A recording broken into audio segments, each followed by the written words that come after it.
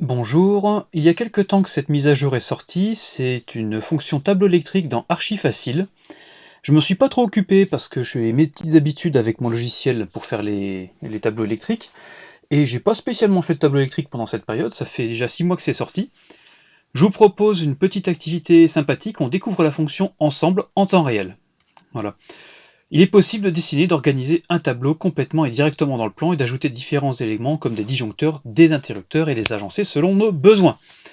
Chaque élément peut recevoir une étiquette personnalisée pour identifier clairement un circuit et faciliter la lecture de l'installation. On a une petite vue qui nous montre un tableau sensiblement taille réelle, avec une bonne ergonomie, les fonctions qui sont détaillées sur le côté, donc on va voir ça dans le plan. Je vous propose de retourner sur le plan du premier appart, pour lequel on avait justement fait une vidéo sur le tableau électrique, sans vraiment s'attarder à la conception de celui-ci. Enfin, on l'avait conçu, mais on ne l'avait pas dessiné. Je vous avais montré des choses toutes faites, parce qu'il y avait du choix d'application, et la mienne n'était pas forcément la plus visuellement efficace pour YouTube. Elle est un peu, elle est très technique, on va dire, donc pas séduisante. Je vais vous remontrer quand même les points clés de la vidéo en question. C'est sur YouTube, c'était là, projet T1, concevoir le tableau de répartition. Donc toujours sur le projet T1, mon premier appart. 2007. Dans la précédente vidéo, nous avons vu ensemble comment concevoir l'installation électrique d'un petit appartement en sourdine.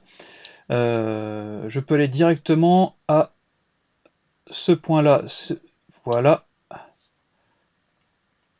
ce point-là qui montrait la répartition, où on avait un interrupteur différentiel en 63, un interrupteur différentiel en 40, et les différents circuits qui étaient, j'ai pas fait en pause, voilà, les différents circuits qui étaient disposés selon la rangée. Des circuits d'éclairage, de prise cuisine, four, lave-vaisselle, réfrigérateur, tout est écrit là. Il suffit de vous référer à cette vidéo Projet T1. Non, oh, on peut faire ça? Je vais tellement sur YouTube. Projet T1, conception du tableau de répartition. Pour trouver cette info là, moi je vous avais juste montré la vue de mon logiciel que j'utilise, qui est Tag Arcade, et le schéma unifilaire qui sort automatiquement. Il m'a pas semblé voir que Archifacile fait le schéma unifilaire. Donc pour ça, il faudra quand même une appli à côté.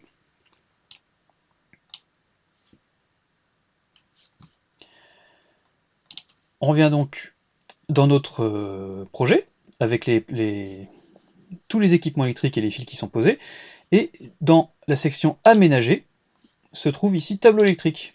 Je vais sur tableau électrique, alors j'ai regardé un petit coup avant de faire la vidéo, ça semble léger, un disjoncteur, un 16 ampères, un 10 ampères, un 20 ampères, un 32, pas d'interdifférentiel, de la prise électrique, des disjoncteurs en triphasé, pas de panique, vous allez voir qu'on a du choix derrière.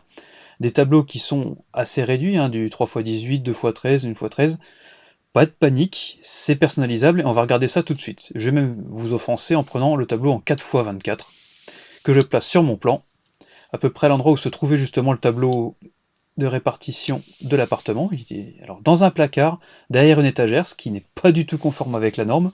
Normalement, il ne faut pas qu'on puisse poser des choses devant, il ne faut pas encombrer l'accès au disjoncteur.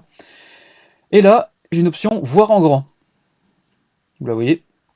Je clique, ça m'ouvre. Ah, ça me l'ouvre devant tout. Bon, on va le mettre de côté sur le plan. Le temps 2, on va retourner. Oula, on va dézoomer, on va recentrer. Tu veux pas recentrer. Bien, ça commence bien. Je vais relancer la page.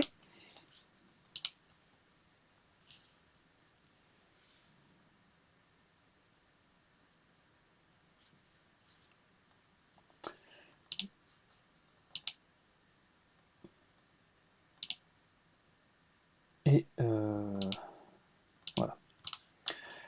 Donc voilà au point de départ. Aménager, électricité, tableau électrique. Ce que je vais faire, c'est que comme ma vue est encombrée, je vais cacher l'électricité en fait, plutôt que de le mettre de côté. J'ai deux choix, c'est le mettre de côté ou cacher l'électricité. Il y a un système de calque, utiliser les calques. Il faut les activer dans les options. Tableau électrique, je glisse mon tableau électrique. Tiens, j'ai pris le 1x13. Voilà. Je crois que c'était un 2x13 dans l'appartement. Ça, par contre, j'ai aucune photo, je pourrais jamais vous le dire. J'ai glissé mon tableau électrique dans son petit placard et je vais le sélectionner, cliquer sur voir en grand. Voilà, c'est beaucoup plus simple. Tout de suite, en haut à gauche, vous avez le nombre de modules que vous pouvez avoir et le nombre de rangées que vous voulez. Donc si vous voulez un 12 modules sur 4 rangées, 5 rangées, est-ce que je peux dézoomer plus facilement? Ah, j'aurais dû faire ça. Voilà, j'ai mon tableau. On va se contenter d'un de rangées pour l'instant. En 12 modules, c'est très bien. C'est quoi la gamme en 12 modules chez Aguerre? Volta? J'ai oublié. C'est pratique parce qu'il y a des petits tableaux encastrables qu'on peut mettre dans les meubles de cuisine. Je découpe le côté du meuble de cuisine sur les caissons hauts. J'encastre le coffret avec la façade du coffret vers l'extérieur du meuble, bien entendu. Et ça prend pas beaucoup de place dedans. Alors faut un peu tailler les étagères, bien entendu. Mais ça permet d'avoir un tableau dans la cuisine. C'est très efficace parce que la cuisine c'est vraiment un nœud. Vous avez beaucoup de circuits à alimenter. Donc si vous arrivez avec un seul gros câble et que vous dispatchez depuis là, surtout que comme on est plus sujet à des coupures dans la cuisine avec un vieux grille-pain, on peut réarmer aussitôt. C'est assez confortable à l'usage. On va rester avec 12 modules et de rangées, pourquoi pas. Et maintenant, on va ajouter des éléments dedans. Vous revenez en arrière, tableau électrique. On va commencer par nos interrupteurs différentiels, qui étaient, je le rappelle, YouTube. On va revenir légèrement avant. Encore. Voilà. Qui était un 63 A et un 40 A, qu'on va placer immédiatement sur le panneau. Alors, pas d'interrupteur différentiel dans le menu. C'est pas grave, vous prenez n'importe quel équipement, même un triphasé, on s'en fiche. Vous glissez, vous le disposez, il y a un aimant, donc c'est ancré soit en demi-module, soit en module complet. Je vais zoomer un petit peu, voilà. Ici, la fonction est importante, puisque c'est ici qu'on va pouvoir choisir de mettre un interrupteur différentiel. Sectionneur, interrupteur, contacteur relais, prise électrique ou autre. Ce qui nous intéresse, c'est le différentiel, voilà, il s'est décalé, on le replace. Sensibilité 30 milli, c'est très bien. Calibre 10 A, non, on veut un 63, c'est dispo. Vous voyez quand même que ça monte jusqu'à 250 A, donc c'est ambitieux comme installation. Et l'état, alors, sur un plan, on représente avec l'état au repos, donc off. On peut générer l'étiquette automatiquement, en votre Q1 c'est très bien. Dans les pictogrammes, malheureusement, il n'y a pas le pictogramme d'interrupteur différentiel, il n'y a que les circuits terminaux. J'ai pas vu pour mettre autre chose. Garage, ça va pas convenir. On va mettre une prise. Ouais, c'est ce qui convient le mieux. Et puis, bah, on va faire preuve d'imagination en nommant le différentiel différentiel. Voilà. Pour placer l'interrupteur différentiel de la seconde rangée, on va cliquer sur dupliquer ou sur la touche D. Voilà, il l'a dupliqué. Je fais glisser mon plan, je viens l'ancrer, et puis bah, comme c'est ma seconde rangée, je vais l'appeler Q2 ou Q20, ça dépend de le souhait que vous avez. Moi, ça me permet de les... Qu'est-ce qui s'est passé? C'est quoi ces flèches? C'est quoi? Ah! C'est la cotation de la pièce dans laquelle je me trouve. Je vais vraiment glisser mon tableau à l'extérieur du plan, puis on le ramènera à la fin. Voilà, c'est beaucoup plus simple. J'ai mis mon Q2, c'est pas un 63 A, c'est un 40 A. Vous voyez que c'est quand même assez facile à manipuler, c'est toujours un différentiel. Pas de notion de courbe de déclenchement. C'est peut-être une chose qu'il faudrait rajouter, même si c'est plus important de le rajouter sur le schéma unifilaire que sur une vue... comment on pourrait appeler ça? Pas vue graphique, le nom ne me convient pas. Je trouverai le nom. Il y a un nom dans la documentation? Directement votre plan, chaque élément... Ah! Je vais trouver un nom. Vue graphique, ça ne me convient pas vraiment. Je l'ai sur le bout de la langue, ça, il sort pas. Bien. J'ai placé mes deux différentiels, vous voyez que c'est quand même assez rapide d'utilisation.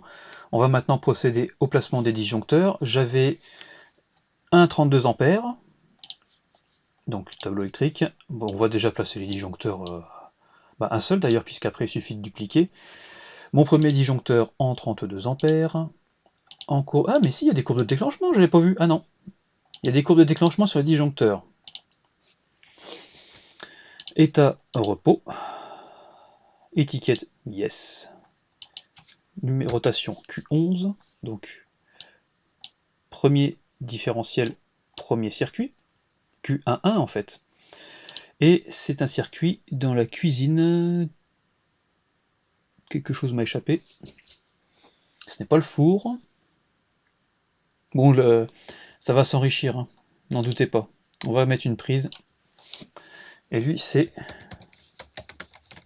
la plaque de cuisson. Ça va rentrer dans l'étiquette? Non. C'est pas... On teste, on teste, on essuie les plâtres et puis on voit les possibilités. Est-ce que je peux mettre des retours à la ligne? Pas du tout. On va l'appeler cuisson. Faut aussi faire travailler l'imagination, hein. C'est pas parce qu'un logiciel vous permet pas d'écrire ce que vous voulez qu'il faut s'arrêter là. Il faut se dire, bah, quelle solution j'ai face à moi? Bah, je vais au plus simple. Voilà, cuisson. Là, ça dépasse encore un peu. Je vais avoir du mal à faire plus court. Jérôme, si tu regardes. Désolé. À côté de ça, j'avais 4 disjoncteurs de prise. Oula.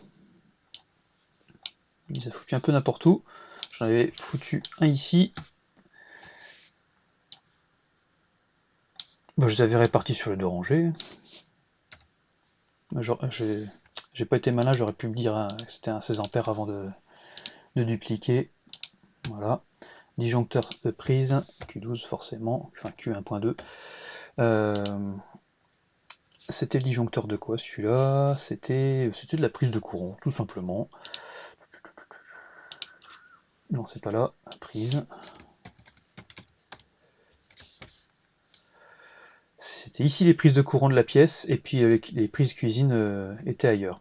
Putain, le pictogramme de prise là, je vais mettre le four à la place. Ce sera un peu plus parlant. Ouais, ah oui, une belle petite flamme. Lui, là, je duplique. Je vais le placer avec son pote. On avait un réfrigérateur. Ça tombe bien, j'en ai vu un. Et on va l'appeler frigo, comme ça on a vraiment un gain de place. Ici, on avait un lave-vaisselle. Ah, il y avait un four. Il y avait quoi? Il faut que j'y retourne. Ah, bien sûr, j'ai pas mis les noms. C'est intelligent, ça. 16, 16, 16, 16. À tous les coups, le réfrigérateur, je l'ai mis en 10 ampères.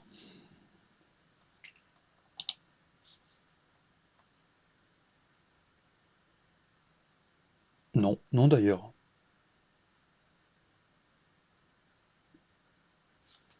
Ah, je vais pas me repasser la vidéo. Je vais reprendre les disjoncteurs tels que je les avais mis.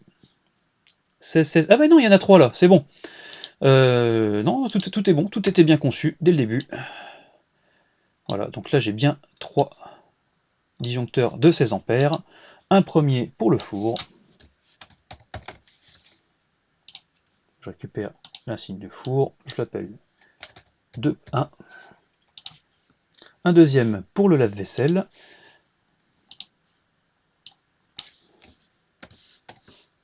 Voilà, faites preuve d'imagination, petite abréviation.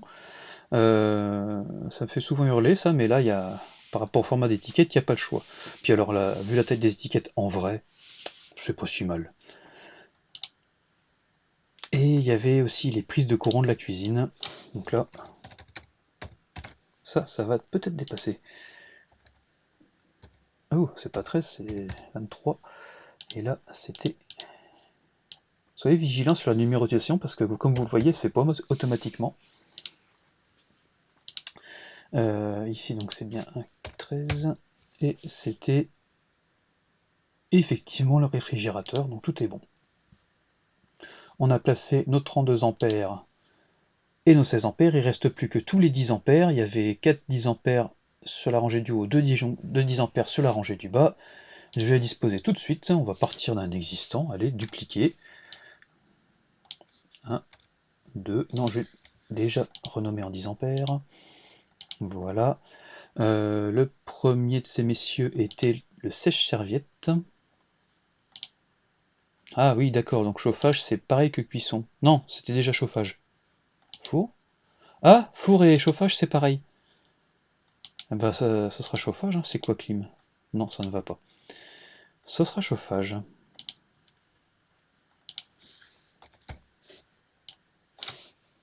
Et c'était sèche serviette. Ça veut rien dire ça. Même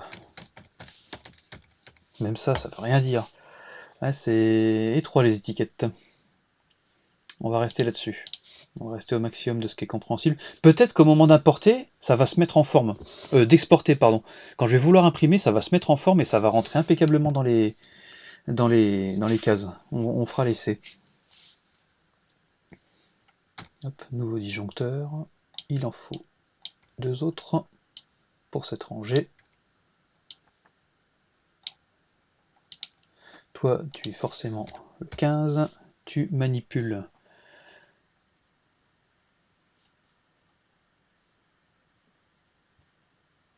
J'en ai raté un. J'ai pas l'écran qui s'affiche en même temps. Ah, il n'y a qu'un seul 16. Le réfrigérateur est en 10. J'arrive à suivre quand même, je me rappelle de ce que j'ai fait.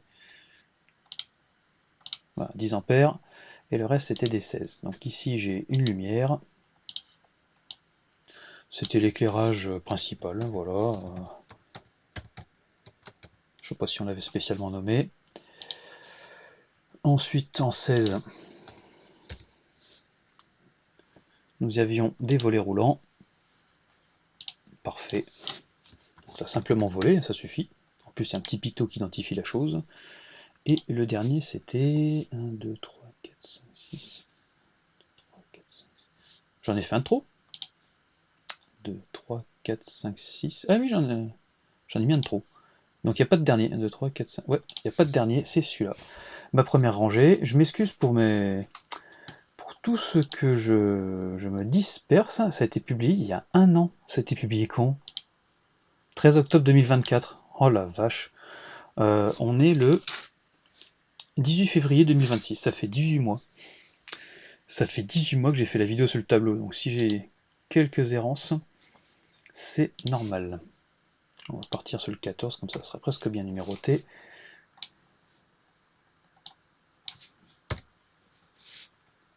Q24, il y a combien d'isampères ici? Il y en a 2, voilà. 2, le premier de ces messieurs étant la clim. On avait prévu un système de chauffage, et on va l'appeler clim. Voilà, preuve d'imagination. Pas du tout, en fait. On duplique, et le dernier était le second circuit d'éclairage. Souvenez-vous que même si vous avez un petit local, et que vous n'avez que peu de lampes, et là c'était l'affaire de 4 lampes je crois, alors l'attestation de conformité ne portera pas là-dessus,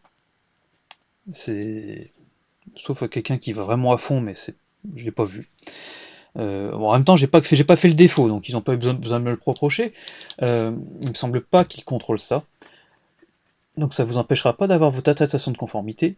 Cependant, pour la résilience, si vous avez un disjoncteur qui saute, c'est bien de répartir, et c'est prévu dans la norme, de répartir vos éclairages sous 2 différentiels au minimum. Donc plus vous avez de différentiels de lampes, plus vous en mettez partout, vous évitez de faire une rangée d'éclairage et une rangée de prise, ça n'existe pas. Et même si vous avez peu de lampes, bah vous vous forcez à les mettre sous 2 disjoncteurs, sous 2 différentiels. Comme ça, en cas de coupure, vous avez au moins la moitié des lampes qui fonctionnent. Même si vous n'avez que 2 lampes, au moins vous en avez une qui fonctionne. Voilà. Et là, c'était lumière, salle de bain. Allez hop. Ah, je déteste quand quelqu'un écrit comme ça sur une étiquette. Oh, ça s'est mis sur 2 lignes. Ça s'est mis sur 2 lignes. Pourquoi? Pourquoi maintenant?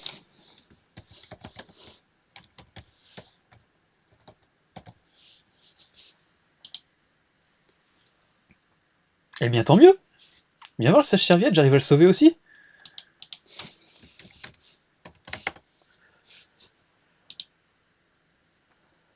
C'est pas si mal. Cuisson, bah de toute façon j'aurai cuisson claque qu'il arrive. Ah bah plus plaque ça va dépasser.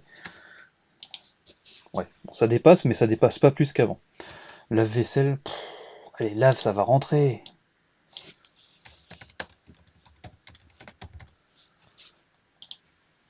bien. Ça dépasse un petit peu, mais pas plus que... Bah, cuisine, on va préciser que c'est les prises aussi.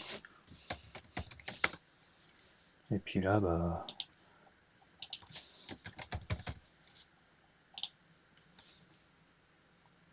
Ah, il y a une mise à ligne qui se fait automatiquement, c'est intéressant. Voilà, est-ce qu'on est conforme à ce que j'avais fait? 1, 2, 3... on va avancer. On avait fait les étiquettes. Non, elles sont où les étiquettes? Voilà. Ah non, raté. Voilà, plaque de cuisson, prise de courant, sèche-serviette, réfrigérateur, éclairage volet roulant, il y a bien 6 disjoncteurs, en dessous il y en a 5, four, lave-vaisselle, prise de courant, climatisation, éclairage. C'est conforme, voilà. On n'a pas fait le schéma unifilaire, mais on a fait une petite disposition propre, graphique de notre tableau électrique, donc ça peut rentrer dans la documentation. C'est un mini-BIM en fait, en quelque sorte, puisqu'on a un élément sur lequel on peut cliquer pour zoomer. Une boîte, voilà, on a un conteneur d'objets qui se trouve ici, c'est mon tableau électrique, et quand je clique dessus, bah, j'ai les informations. Non, c'est pas mal. C'est pas mal. Sachant que les plans peuvent être mis en ligne et consultables, c'est-à-dire que si là, je suis en public en visualisation, j'ai plusieurs options, modification, utilisation. Si je mets que visualisation et que je suis électricien, je mets le lien à disposition de mon client, il peut se rendre sur son plan, consulter les cotes, vérifier. Alors, c'est un travail d'équipe, hein, chercher par où passent les conduits d'eau, voir son plan électrique et consulter bah, son plan de tableau. S'il y a un incident chez lui qu'il égare le plan papier, il peut revenir ici et le trouver. Il n'y a plus qu'à trouver comment stocker le schéma unifilaire et ça fait un petit espace BIM. Ça participe au jumeau numérique du bâtiment. C'est pas inintéressant. Bon, euh, ça s'intègre dans un logiciel d'architecture plus large, archi facile. C'est pas spécialisé en électricité, ce qui fait qu'il y a des petites lacunes dessus. Voyons voir si j'arrive à exporter ça.